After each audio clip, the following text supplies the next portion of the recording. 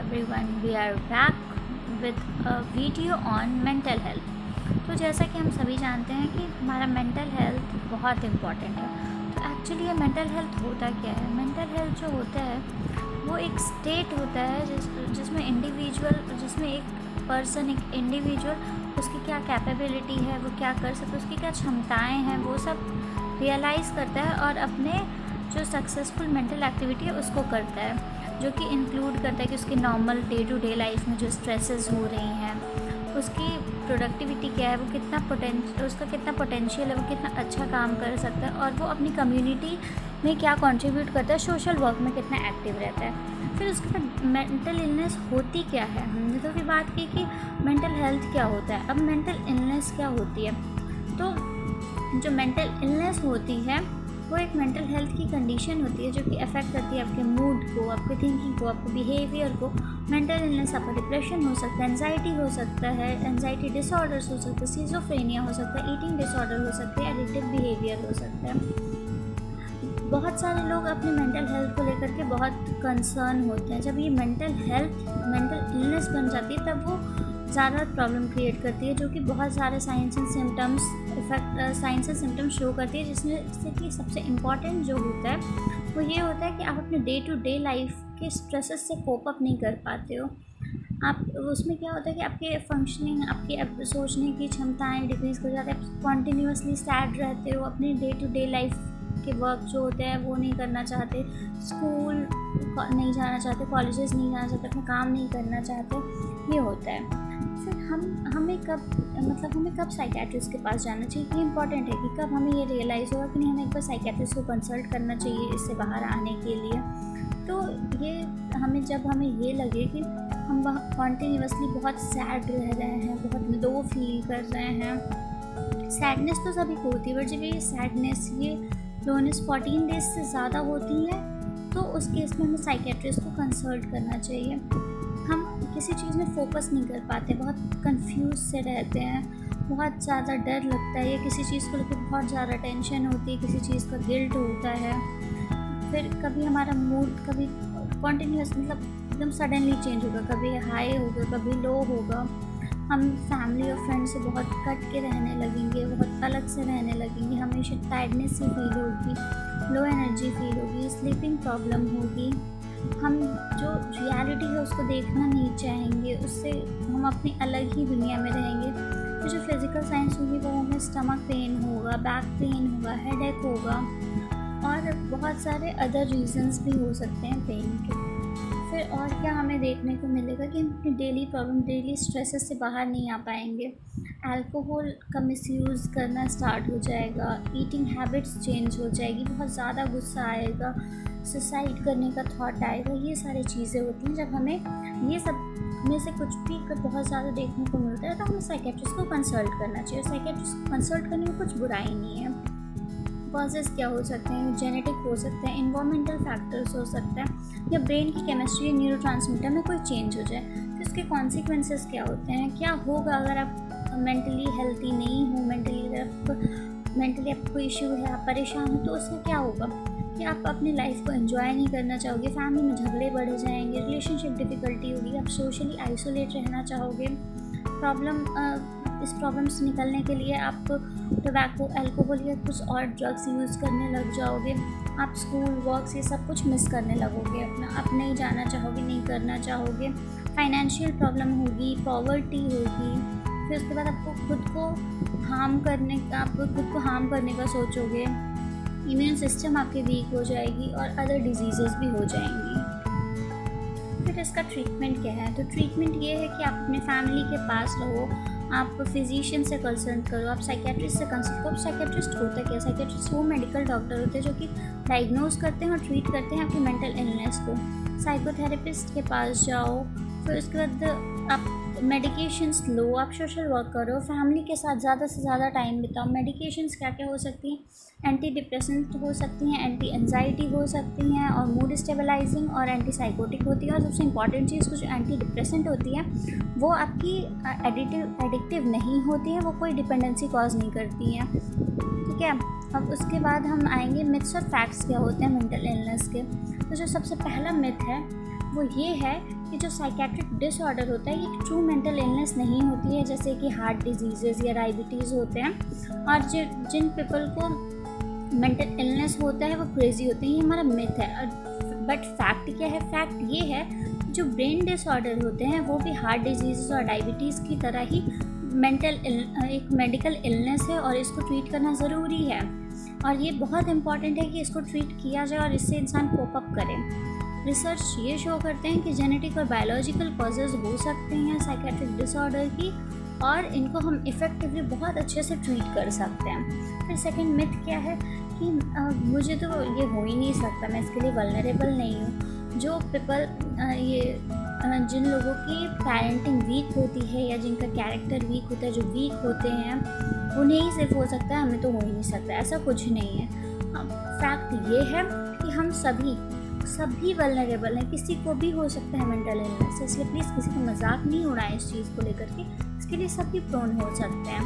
बहुत सारे एक्सपर्ट इसलिए इस चीज़ को भी एग्री करते हैं कि ये इसकी जेनेटिक ससेप्टिबिलिटी होती है, मतलब जेनेटिकली ये आता है, जेनेटिकली किसी में होता है जो कि ट्रिगर होता है किसी स्टिमुलस की वजह से, किसी फिज़िकल कॉज की वजह से। स्ट्रेस हो सकता है या कोई और अदर रीज़न हो सकता है, कोई गिल्ट हो सकता है। तो आप नहीं जानते कि आपकी जीन में क्या चल रहा है, आपकी जीन में क्या है और आपका इन्वायरमेंटल कंडीशन कैसा है और आपकी ब्रेन केमिस्ट्री कैसी है, इसलिए ये किसी को भी हो सकता है। अब हमारा थर्ड मिथ ये है कि ये जो डिप्रेशन होता है ये होता है कि किसी की पर्सनैलिटी वीक है या किसी का कैरेक्टर वो स्टेबल नहीं है, तो सिर्फ वही लोग डिप्रेस हो सकते हैं, सिर्फ उन्हीं को डिप्रेशन हो सकता है। और जो पीपल डिप्रेस होते हैं वो कभी इन चीज़ों से बाहर ही नहीं आना चाहते हैं, ऐसा लोगों का सोचना है, ऐसा लोगों का मिथ है। बट फैक्ट ये है कि डिप्रेशन को इस बात से कोई लेना देना नहीं कि आप लेज़ी हो, वीक हो। अगर आपकी ब्रेन में की केमिस्ट्री चेंज हुई, उसका फंक्शन चेंज हुआ, उसमें न्यूरोट्रांसमीटर का चेंज हुआ, तो ये हो सकता है। जेनेटिक ससेप्टिबिलिटी भी हो सकती है, कुछ भी हो सकता है कि कोई स्टिमुलस वजह से ये ट्रिगर हुआ और ऐसा हुआ। तो जो मेडिकेशंस होती हैं और साइकोथेरेपी होती हैं ये आपको बहुत हेल्प करती हैं इस चीज़ से रिकवर करने में। फिर हमारा फोर्थ मिथ ये है कि सिज़ोफ्रेनिया मतलब होता है कि स्प्लिट पर्सनैलिटी, मतलब एक ही इंसान बहुत सारे तरीक़ों से बिहेव कर रहा है, अलग अलग वो वे में रिएक्ट कर रहा है और इसके ऊपर कोई कंट्रोल नहीं कर सकते। बट ऐसा नहीं है। फैक्ट ये है कि सिज़ोफ्रेनिया को मल्टीपल पर्सनैलिटी डिसऑर्डर के साथ कंफ्यूज, मतलब लोग इसमें बहुत कंफ्यूज होते हैं और दोनों को सेम समझते हैं, बस ये डिफरेंट है। एक्चुअली जो सिज़ोफ्रेनिया होता है ये ब्रेन डिसऑर्डर होता है जो कि पीपल की एबिलिटी जो होती है थिंक करने की, मतलब जो उनकी सोचने की क्षमता होती है उस पर पाबंदी लगा देता है और इंसान क्लियरली सोच नहीं पाता है, क्लियरली और लॉजिकली सोच नहीं पाता है। और मेडिकेशन जो होती हैं वो हेल्प करती हैं इन सब से बाहर आने के लिए और वो इंसान ठीक हो सकता है, बहुत अच्छे से अपनी लाइफ को जी सकता है। और मल्टीपल पर्सनैलिटी डिसऑर्डर क्या होती है कि एक ही इंसान कई तरीक़ों से बिहेव करता है। फिर उसके बाद फिफ्थ मिथ हमारा ये है कि एजिंग प्रोसेस में ओल्ड पीपल में डिप्रेशन कॉमन होता है। बट फैक्ट ये है कि डिप्रेशन को किसी मतलब एज से कुछ लेना देना नहीं है। साइंस जो होते हैं डिप्रेशन के वो एल्डर पेशेंट्स में ये होता है कि उनका इंटरेस्ट ख़त्म हो जाता है चीज़ों से, उनको सोने में दिक्कत होती है और वो बहुत लेज़ी सा फील करते हैं। सिक्स्थ मिथ ये है कि जो डिप्रेशन होता है और अदर इलनेस होती है जैसे कि एंजाइटी डिसऑर्डर, ये चिल्ड्रन को और एडोलेसेंट को, मतलब बच्चों को और जो एडोलेसेंट ग्रुप के लोग हैं उनको इफ़ेक्ट नहीं करता है। और ये सिर्फ ये जो प्रॉब्लम होती है ये सिर्फ ग्रोइंग एज में एल्डरली पेशेंट्स में होती है, जबकि फैक्ट ये है कि चिल्ड्रन और एडोलेसेंट्स भी ये बीमारी को डेवलप कर सकते हैं। और यूनाइटेड स्टेट में हर 10 में से एक बच्चे और एडोलेसेंट को मेंटल डिसऑर्डर होता है, जो कि इनकी एक्टिविटीज़ को हैम्पर करता है और इनके कंसंट्रेशन, फोकस सबको हैम्पर करता है। अगर इसको ट्रीट नहीं किया जाता है तो ये प्रॉब्लम बहुत ज़्यादा ख़राब हो सकती है और कोई सुसाइड भी कमिट कर सकता है, इतना बुरा होता है मेंटल इलनेस अगर उसको ट्रीट नहीं किया जाए। लेकिन ये ट्रीटेबल है तो आप करेक्ट टाइम पे जाएं, साइकियाट्रिस्ट को कंसल्ट करें और उससे आप बाहर आ सकते हैं। फिर 7th मिथ ये है कि जो आपकी लाइफस्टाइल है और जो आपका विल पावर है, अगर उसमें कुछ कमी है तो उसकी वजह से आप प्रोन हो डिप्रेशन के लिए। अगर आपका लाइफस्टाइल अच्छा नहीं है और आपकी विल पावर अच्छी नहीं है, आप खुद से नहीं कुछ करना चाहते, आप मॉरली वीक हो, तो ही आपको डिप्रेशन होता है। बट ऐसा नहीं है। फैक्ट ये होता है कि addiction is a disease that generally result change in brain chemistry. जो आपका एडिक्शन होता है किसी चीज़, तो वो जब आपकी ब्रेन केमिस्ट्री में चेंजेस होता है उसकी वजह से होता है। तो और सिमिलरली आपका जो डिप्रेशन होता है वो भी ब्रेन केमिस्ट्री में चेंजेस की वजह से होता है। तो इसलिए लोग उन चीज़ों से बाहर आने के लिए एडिक्टेड हो जाते हैं, अल्कोहल, ड्रग्स एक्सेट्रा के। फिर 8th मिथ ये है कि जो इलेक्ट्रोकन्वल्सिव थेरेपी होती है, या जिसको हम शॉक थेरेपी कहते हैं, वो बहुत पेनफुल होती है, बहुत दर्द होता है उसमें। जबकि फैक्ट ये है कि जब हमारा मेडिकेशन थेरेपी कुछ वर्क नहीं करता है, तो शॉक थेरेपी बहुत लोगों के लिए लाइफ सेविंग भी होती है और बहुत लोगों के लिए फ्रूटफुल होती है और बहुत लोगों की जान बचाती है ये। तो ये क्या होता है कि जब इसको यूज़ किया जाता है तो उस टाइम पेशेंट एनेस्थीसिया के अंदर होता है, तो उसको कुछ भी फील नहीं होता है। तो ऐसा नहीं है कि पेन हो रहा है या वो पेन होता है या कुछ होता है, पेशेंट को कुछ भी पता नहीं चलता क्योंकि वो एनेस्थीसिया के अंदर होता है। 9th मिथ ये है कि अगर कोई पर्सन मेंटली इल है तो हम उसके लिए कुछ नहीं कर सकते। बट फैक्ट ये है कि हम उसके लिए बहुत कुछ कर सकते हैं। कैसे हम उससे बात करते हैं, कैसे हम उसके साथ बिहेव करते हैं, कैसे हम उसके अगल बगल इन्वायरमेंट बिल्ड करके रखें, ये उसको बहुत हेल्प करता है इन चीज़ों से बाहर आने के लिए। अगर उसको कोई समझेगा, कोई सुनेगा उसकी, तो उसको बहुत हेल्प होता है इन चीज़ों से बाहर आने के लिए। और प्लीज़ अगर किसी को ये प्रॉब्लम है तो उसको क्रेज़ी नहीं कहिए, ये नहीं कहिए कि अरे तो शिज़ोफ्रेनिक पर्सन है। हाँ, क्योंकि डिज़ीज़ किसी पर्सन में होना और किसी मतलब मैं ये कहना चाहती हूँ कि किसी पर्सन को डिज़ीज़ होने का ये मतलब नहीं कि वो पर्सन ही ख़राब है। हमें बीमार से नहीं लड़ना है, हमें बीमारी से लड़ना है।